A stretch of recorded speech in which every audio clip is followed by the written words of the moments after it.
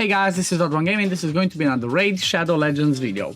So in today's video, we have some news about the fusion that will be starting this week, and it's going to be the Halloween fusion. So the name of the hero is going to be Timit the Fool, and well, I guess you might have seen him. You know, he was in the teasers and all that. This is the guy. He looks he looks crazy.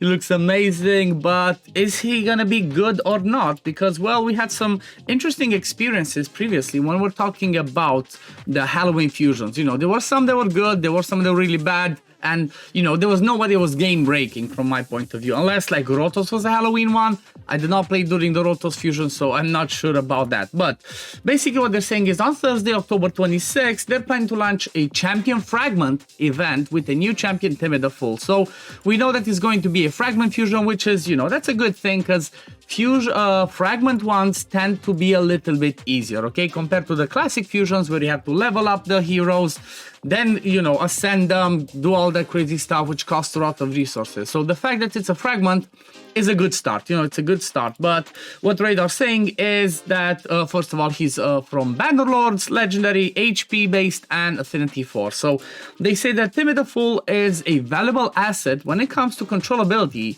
abilities. He's gonna shine bright on Arena, but will also come in handy in PvE locations whenever and wherever you need that control. Being a Halloween-themed champion, Timit will operate with Fear and True Fear, okay? And paired with Kaja the Rai, which I guess is gonna be the other one, and we have no news on her yet, he will unleash his full potential and gain some extra benefits along the way. Okay, so let's have a look at him. Let's see what's he all about. Why is this so big, though? Why is this so big? Okay, so this is how he looks. As always, like I said, they do a really good visual with this. The skin looks pretty amazing, but let's have a look at the kit. So, first of all, A1, Carnival Hammer, attacks one enemy 2 times each hit, heals the champion by 10% of their max HP if the target has no active buffs.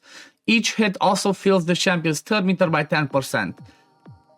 I guess self-sustained. It's not too bad, you know, 20% heal every time he does the A1, that's not bad. And also chance to give him turn meter. I guess that could be helpful for most areas, but not where you need a speed tune. So, for example, Demon Lord, he's definitely not going to be a good champion for there. Next one, test your strength. Okay, 6 turn cooldown goes down to a 4 turn cooldown, attacks all enemies, decreases duration of all enemy buffs by 3 turns. Where would we need that? Like, I cannot think of a spot where somebody has a 3 turn buff, unless it's like Arena, and then they have, you know, the, what's it called? They have the mastery that extends the duration of buffs, lasting gifts. Apart from that, most buffs are 1 or 2 turns. I guess the interesting thing here would be he could be good for Arena because he could decrease the duration. Again, it's going to be a 50-50, but he could decrease the duration of buffs in Arena, like Stone Skin, like, I don't know, increased defense. I'm not sure you can do that for Bolster, but he could decrease the duration of those ones without being polymorphed, so that's a plus. However, does he hit? Does he not? That's going to be the question. If there are no enemies with active buffs, grants an extra turn. I always grant an extra turn if Kaja the Rise on the same team, even if there are enemies under active buffs. So I guess if you remove, you know, decrease the duration of all those buffs, and then they have no active buffs, he gets an extra turn, maybe he goes to the A1 or A3 again. So this one could be a 3 turn cooldown, but maybe not.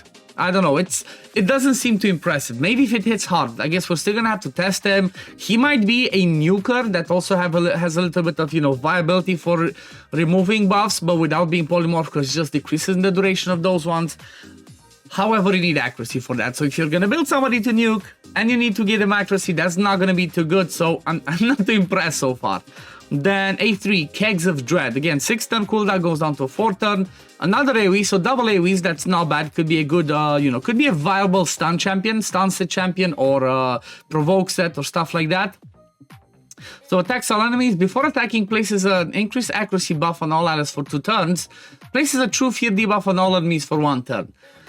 Okay, so it makes sense, but the problem is like this. The Arena meta right now is all Stone Skin. Like 99% of people are in Stone Skin, so if you're gonna try and bring True Fear, that's just gonna be useless. It doesn't bring you anything. It can be good for some sort of control, you know, in a PvE content. Like maybe you're progressing through the game, like your early mid game, you might want him in a stun set, and you know, if the stun set does not proc you place that True Fear, then there's a 50-50 chance they don't get the turn, but again, it's not guaranteed.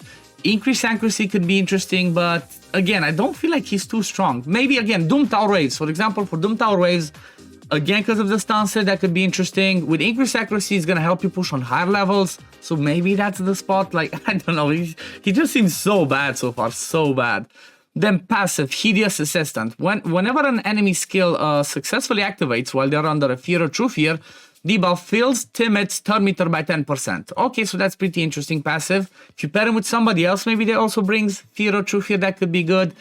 Because on his own, he does a True Fear for 1 turn. You know, there's people like Mashale that do it for 2 turns, and he's so, you know, 10 times better.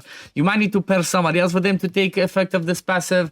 Then the other part, whenever an enemy skill does not activate because they are under a Fear or True Fear debuff, places a provoke debuff on that enemy for 1 turn. This particular effect only applies when cards are the rise on the same team. So the second part is just to be ignored, and then the aura increases ally accuracy in all battles by 50.